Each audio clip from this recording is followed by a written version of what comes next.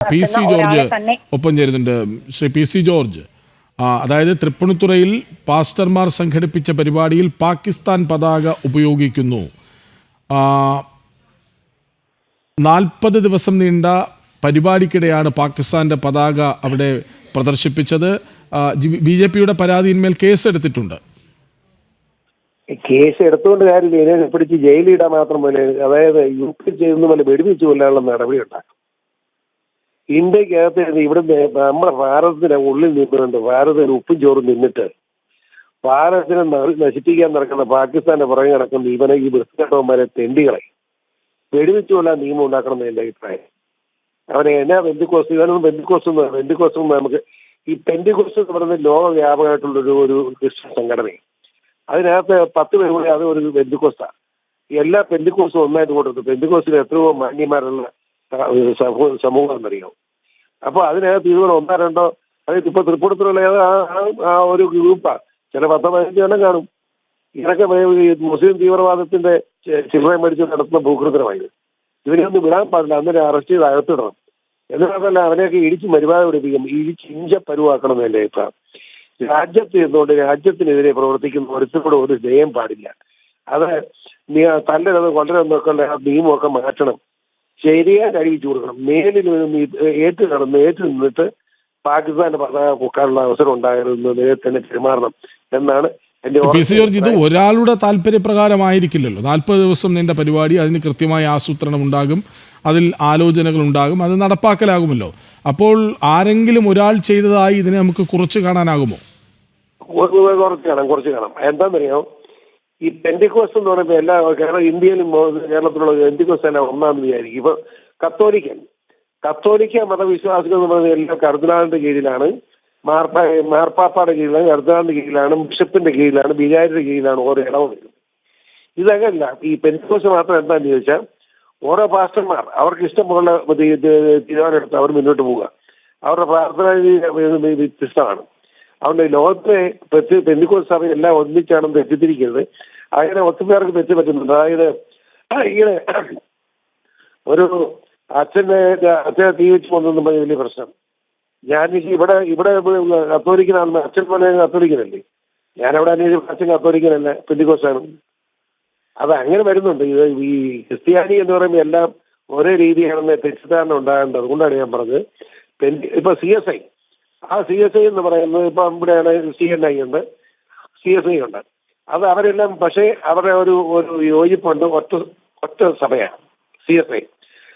അതുകൊണ്ട് അല്ലെ മർത്തോമാ സഭ, ആ മർത്തോമാ സഭയ്ക്ക് ഒരു ആർച്ച് ബിഷപ്പ് കാണും, അദ്ദേഹത്തിന് കീഴിലാണ് ആ മർത്തോമാ സഭ ഒറ്റ ഇവർ തീരുമാനമായിരിക്കും. എന്നാൽ പെന്തിക്കോസ്റ്റ് കത്തോലിക്ക ആണെങ്കിൽ മാർപ്പാപ്പ കീഴിലാണ്. ഇത് അതല്ല. ഈ പെന്തിക്കോസ്റ്റ് എന്ന് പറയുന്നത് ഇപ്പം ഈരാറ്റോട്ട് തന്നെ 3-4 പെന്തിക്കോസ്റ്റ് ഞാൻ നടക്കുന്ന പഞ്ചായത്തുണ്ട്. ആ നാട്ടിലോട്ട് ഒരു ബന്ധമില്ല. അമ്മമാരുടെ ഒരു പോലെ അമ്മമാർ ചിലപ്പോൾ പ്രാർത്ഥിക്കും, ചിലപ്പോൾ പ്രസംഗിക്കും, ചിലപ്പോൾ കല്യാണം നടത്തും. അങ്ങനെ പല ഇടപാടുകളാണ്. അതുകൊണ്ട് മാന്യമായ പെന്തിക്കോസ്റ്റും രാജ്യത്തെ സ്നേഹിച്ചുകൊണ്ട് രാജ്യത്തിന് വേണ്ടി പ്രാർത്ഥിക്കുന്ന മാന്യമായ പെന്തിക്കോസ്റ്റ് വിഭാഗങ്ങളുണ്ട്. അവരാണ് കൂടുതൽ. ഇത് തൃപ്പൂണിത്തുറ ഏതോ എംബോക്കി എന്ന് കൂട്ടിക്കൊണ്ടാൽ മതി. എംബോക്കിയായ ഒരു പാസ്റ്റർ കീഴിൽ നടന്ന വൃത്തികേട് എന്ന് കൂട്ടിക്കൊണ്ടാൽ മതി. അവിടെ 40 ദിവസമല്ല 100 ദിവസം നടന്നാലും അമ്മ നന്നായാലും പോകുന്നില്ല. അതുകൊണ്ട് അവരെ പിടിച്ച് ഇടിച്ച് മര്യാദ പഠിപ്പിക്കണമെന്ന് ഞാൻ പറയാൻ കാരണം. പക്ഷെ ഇത് ബോധപൂർവ്വം ഇപ്പം നമ്മൾ ഈ ദുബായിൽ കണ്ടതാണ്. പാകിസ്ഥാൻ അസോസിയേഷൻ ഹാളിൽ ഷാഹിദ് അഫ്രീദിക്ക് സ്വീകരണം നൽകുന്നു. അതായത് ഷാഹിദ് അഫ്രീദി എന്ന ക്രിക്കറ്റ് താരം അവിടെ പാകിസ്ഥാനാണ് യുദ്ധം ജയിച്ചതെന്ന് പറഞ്ഞ് തീവ്രവാദികൾക്കൊപ്പം തോക്കേന്തി പ്രചാരണം നടത്തിയ ആളാണ്. അങ്ങനെയുള്ള ഒരാൾക്ക് അവിടെ സ്വീകരണം ഒരുക്കുന്നു, എന്നിട്ട് പറയുന്നു ഞങ്ങൾ അറിയാതെ വന്നതാണ് അവരെന്ന് പറയുന്നു. ഇതിപ്പോൾ പാകിസ്ഥാൻ്റെ പതാക ഒരു പരിപാടിക്കിടെ ഉപയോഗിക്കുന്നു. അപ്പോൾ ഇങ്ങനെ തുടരെ സംഭവങ്ങൾ ഉണ്ടാകുന്നത് എന്തായാലും പാകിസ്ഥാന്റെ പതാക കാണുമ്പോൾ അല്ലെങ്കിൽ പാകിസ്ഥാൻ എന്ന് കേൾക്കുമ്പോൾ ഒന്ന് മാറ്റി നിർത്തേണ്ടതാണ് എന്ന ചിന്ത പോലും ഇവർക്കൊന്നും വരുന്നില്ലെങ്കിൽ പിന്നെ എന്താണ്? അത് അത്ര ചിന്തിക്കേണ്ട. ഇവരെ പോലെ അനുഭവിക്കുന്ന ബാസ്റ്റാർഡ്സ് അങ്ങനെ ഈ രാജ്യത്തിന് പല ഭാഗങ്ങളുണ്ട്. ഇവിടെ ഓപ്പറേഷൻ സിന്ദൂർ അത് വിമർശിക്കുന്നതല്ലേ രാഹുൽ ഗാന്ധി, മനസ്സിലായില്ലേ?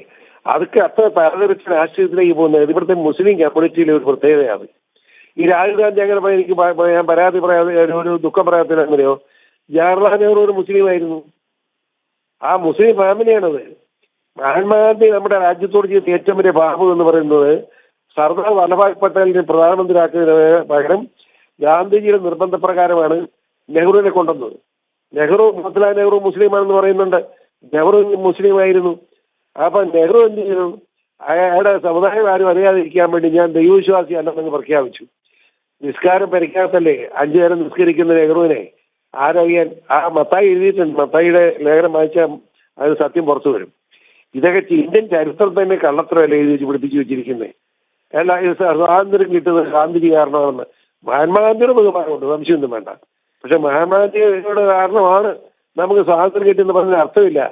കാരണം ഈ ബ്രിട്ടീഷുകാരന് മറ്റു രാജ്യങ്ങളൊക്കെ നൂറുകണക്കിന് വർഷം ഭാരതത്തെ അടിമ പോലെ വെച്ച് ഊറ്റിയൊക്കെ എടുക്കാവുന്ന മുഴുവൻ ഊറ്റിയെടുത്തുകൊണ്ട് പോയി കഴിഞ്ഞ് ചണ്ടിയാക്കി ഇത് ഭാരതത്തെ വിട്ടത്. അതിപ്പോ മോദിയുടെ നേതൃത്വം നന്നാക്കിക്കൊണ്ടിരിക്കുക.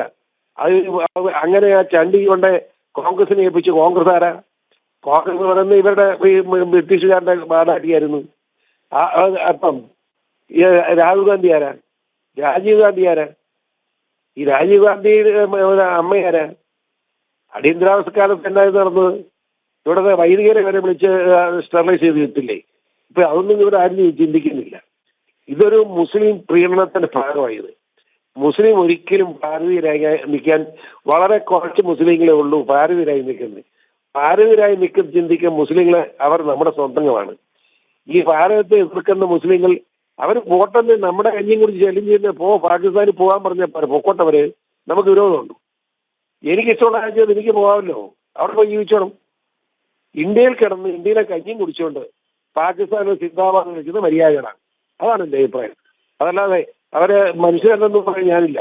അവർ പാകിസ്ഥാൻ പ്രേമികളാണ്. അവർ പാകിസ്ഥാനിൽ പോയി ജീവിക്കണം. ഇവിടെ എന്തിനാണ് ശല്യം ചെയ്യണം? ആ ഒരു മാനസികം എടുക്കണം എന്ന് തന്നെ എൻ്റെ അഭിപ്രായം.